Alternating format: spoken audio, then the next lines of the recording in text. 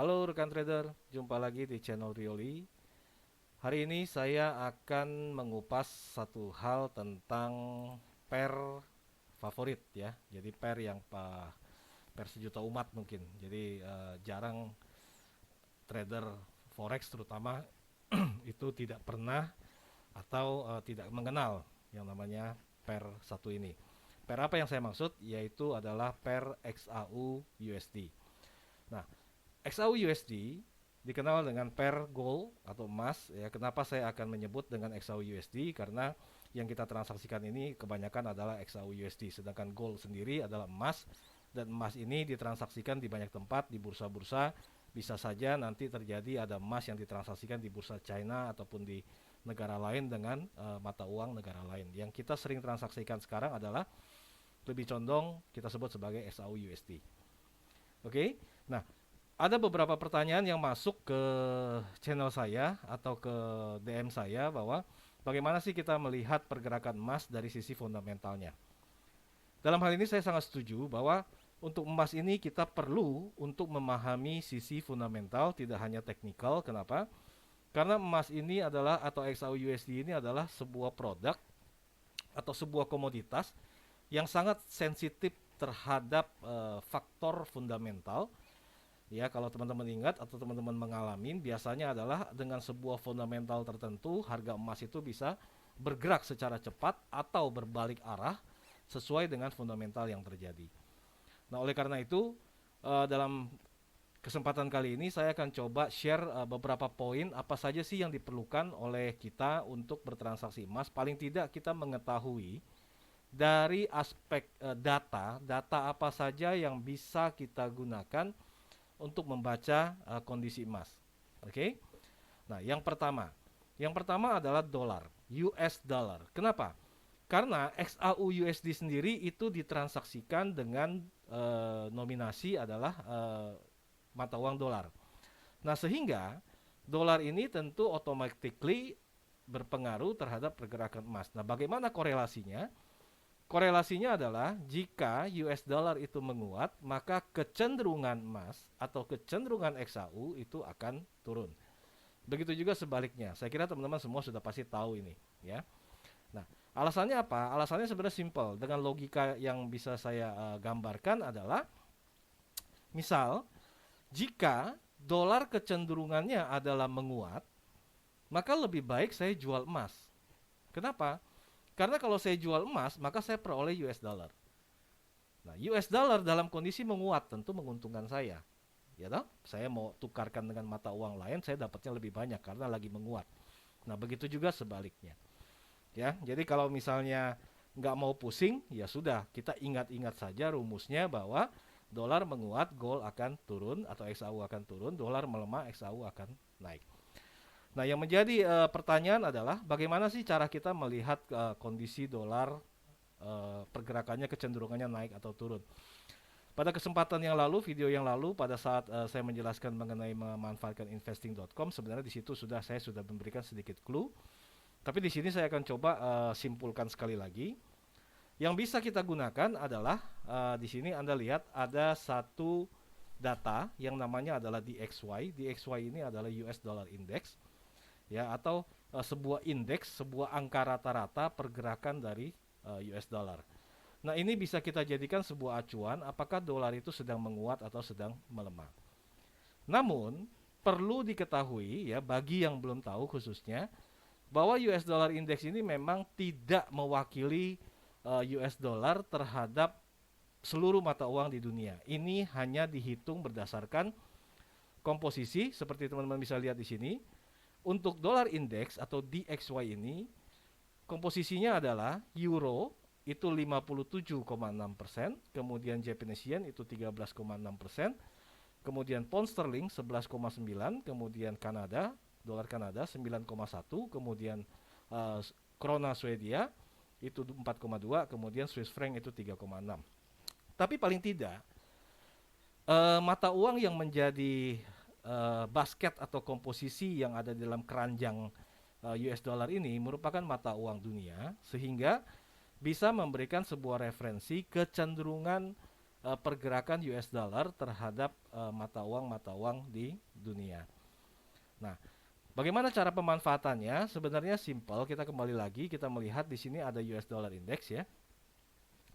Kita lihat saja angka perubahannya. Ya, kalau melihat di sini kadang Anda bingung. Saya menyarankan untuk melihat di angka perubahannya. Jika perubahan harga dari DXY atau indeks ini mencapai angka di atas 0,2%, maka kita sudah bisa anggap ada sebuah kekuatan. Ya. Nah, tapi sebagai satu masukan dalam melihat di XY, Anda juga coba perhatikan kombinasi dari mata uang yang ada. Kenapa? Karena perlu kita lihat sometimes atau kadang-kadang di XY ini bergerak hanya dipengaruhi oleh euro. Ya, karena euro itu komposisinya paling besar, yaitu 50 sekian persen. Nah, oleh karena itu perlu Anda memiliki data juga untuk melihat jika di XY-nya menguat, maka seluruh mata uang yang lain rata-rata berwarna merah itu akan lebih baik. Artinya mencerminkan bahwa betul-betul USD ini menguat. Begitu juga sebaliknya.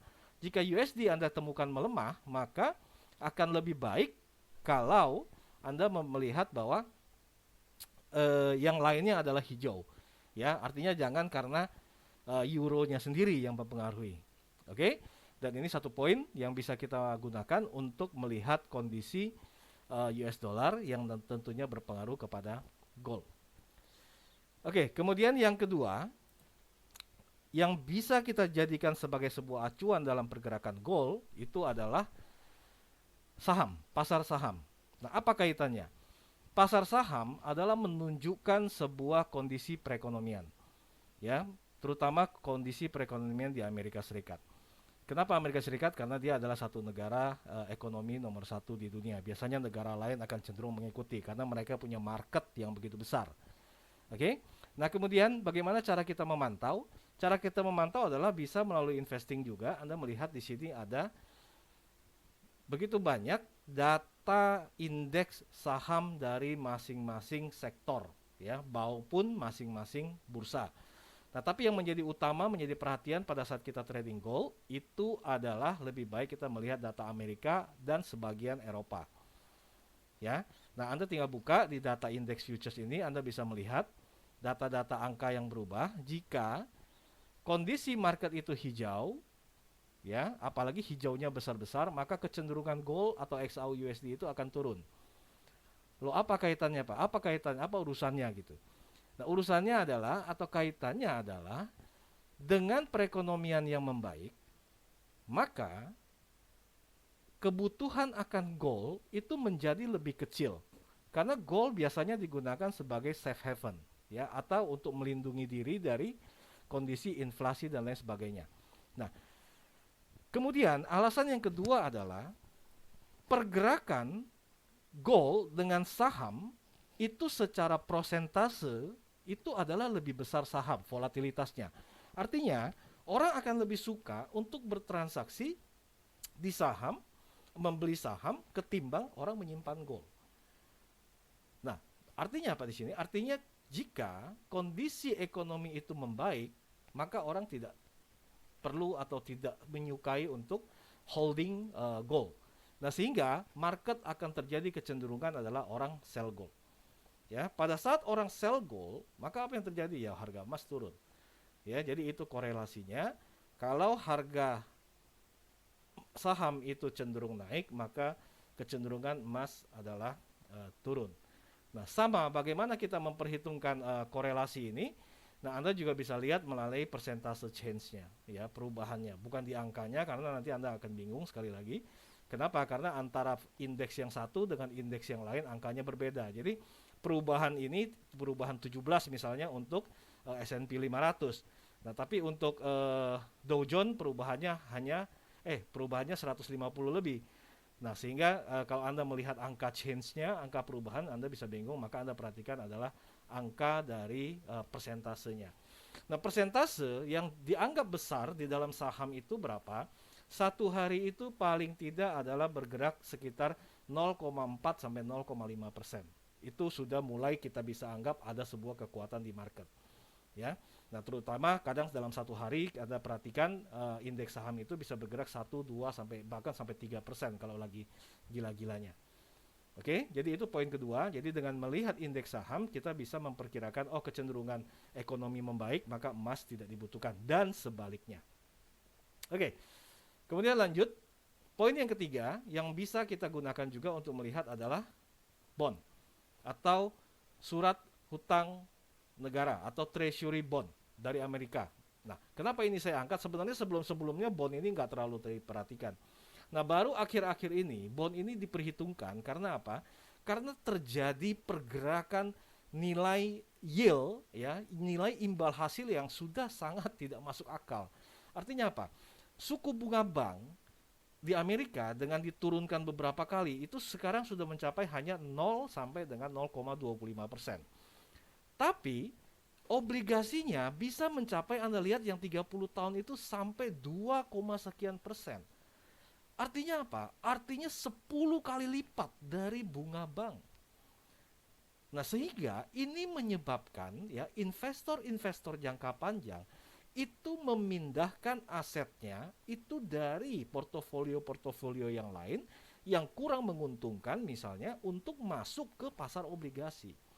Nah, ini yang menyebabkan ya terakhir-terakhir kalau Anda perhatikan setiap kali obligasi itu mengangkat naik kuat maka gold cenderung turun. Kenapa? Sama, orang menjual goldnya, mengambil dana cash untuk dibelikan obligasi Amerika dengan suku bunga yang cukup menarik dan cukup tinggi. Ya, jangan Anda melihat 30 tahunnya karena obligasi bisa diperjualbelikan di pasar sekunder, artinya dia bisa memperjualbelikan kembali. Oke, nah sampai kapan bond ini akan mempengaruhi? Ya, saya kira sampai angkanya tidak terlalu jauh lagi ya dengan suku bunga ya. Misalnya katakan suku bunga Amerika sudah naik sampai kepada 2%, nah yieldnya sudah tinggal 2,4, 2,5. Nah, selisih pada saat disparitas yield ini tidak terlalu besar, maka kecenderungan gold itu tidak begitu lagi terpengaruh oleh obligasi atau bond. Kemudian yang terakhir saya akan juga ada sebuah data juga yang sering sekali mempengaruhi pergerakan pasar.